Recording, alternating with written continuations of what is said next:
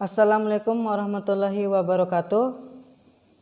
Kami mahasiswa dan mahasiswi Universitas Mataram, Fakultas Fisipol, Prodi Sosiologi, Angkatan 2018, kami dari kelas Sosiologi B akan mempresentasikan tentang teori organisasi modern yang dibimbing oleh Pak Rosyadi Husaini Sayuti. Langsung saja, pengertian organisasi modern.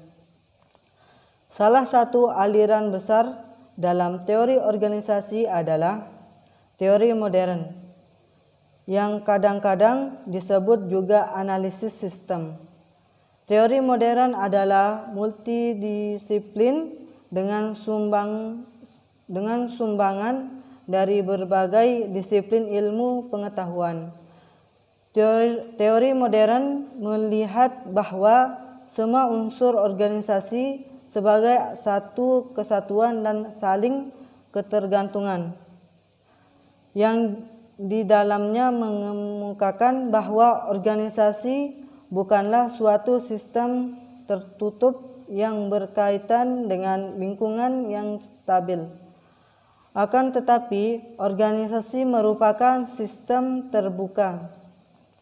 Interaksi dinamis antar proses, bagian dan fungsi dalam suatu organisasi maupun dengan organisasi lain dan dengan lingkungan.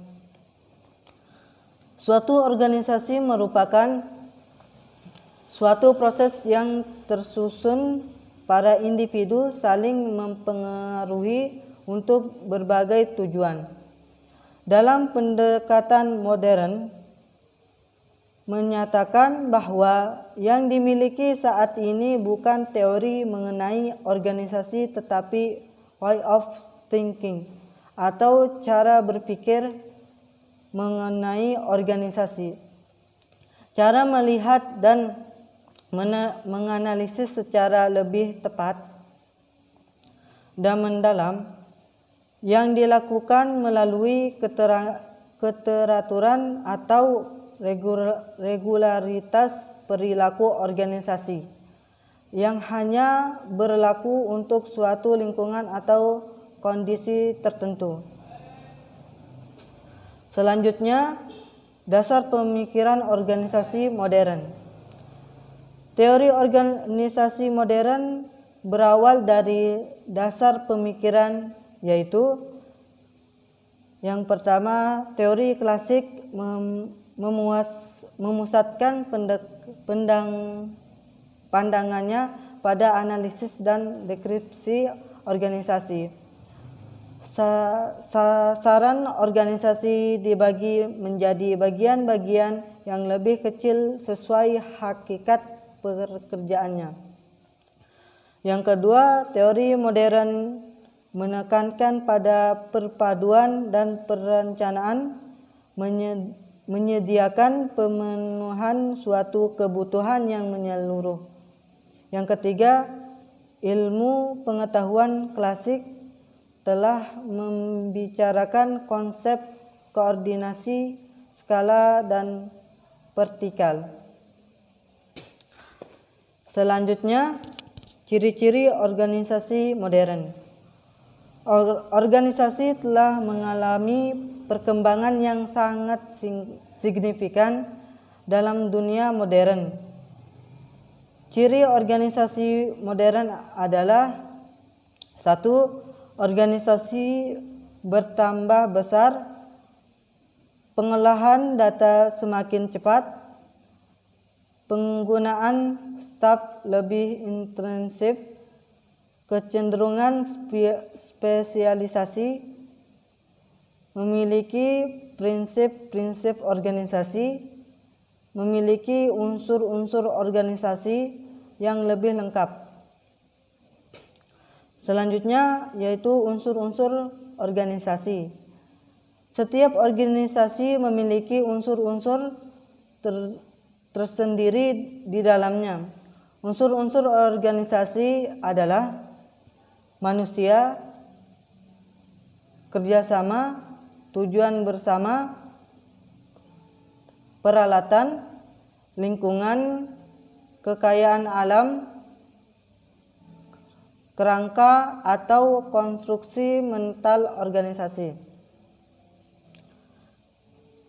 Ya, selanjutnya tipe piramida. Yang pertama, organisasi sekarang ini memiliki tipe-tipe yang berbeda. Tipe organisasi ada 3, yaitu pertama piramida mendatar, yang kedua piramida terbalik, yang ketiga tipe kerucut. Penjelasan tentang tipe-tipe piramida.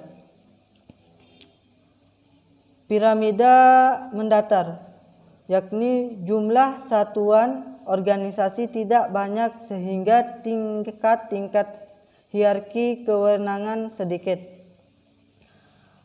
Jumlah pekerja bawahan yang harus dikendalikan cukup banyak. Format jabatan untuk tingkat pimpinan sedikit karena jumlah pimpinan relatif kecil. Yang kedua, piramida terbalik. Organisasi piramida terbalik merupakan salah satu unit dari tipe piramida terbalik, ialah jumlah jabatan pimpinan lebih besar daripada jumlah pekerja. Organisasi ini hanya cocok untuk organisasi-organisasi yang pengangkatan pegawai berdasarkan atas jabatan fungsional seperti lembaga pendidikan, dan sebagainya.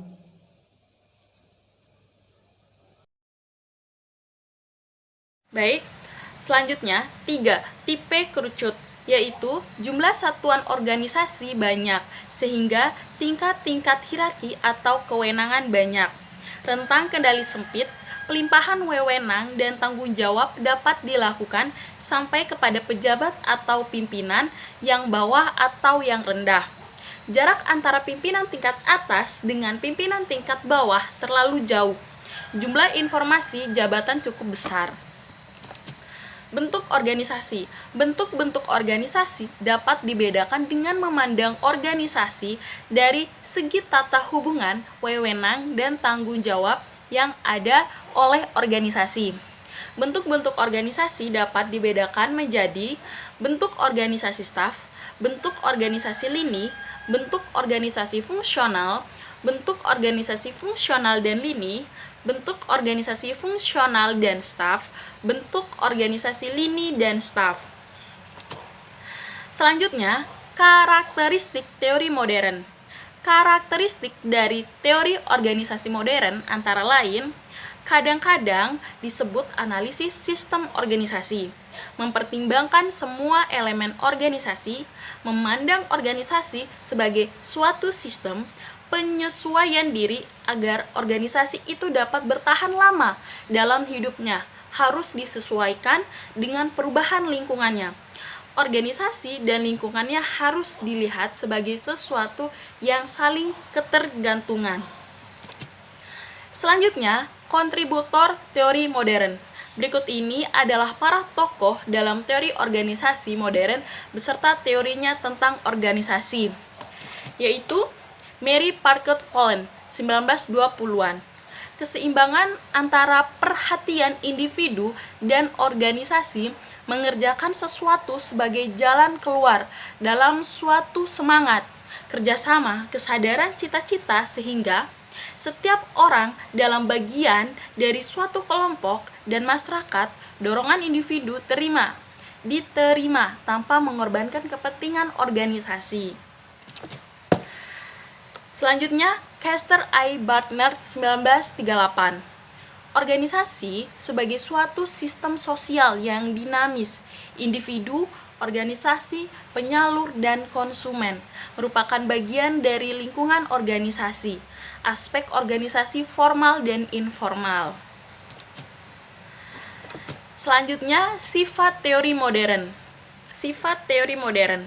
Sifat-sifat dari teori organisasi modern adalah memandang suatu organisasi sebagai suatu sistem yang terdiri atas 5 bagian pokok, yaitu input, proses, output, arus balik, dan lingkungan. Selanjutnya, kedinamisan, multilevel dan multidimensional, multimotivasi, multidisipliner, deskriptif, multivariabel, dan adaptasi. Baik, itu yang bisa saya sampaikan. Terima kasih, mohon maaf jika ada kata yang salah dan kekurangan. Terima kasih, saya Nurdiansari.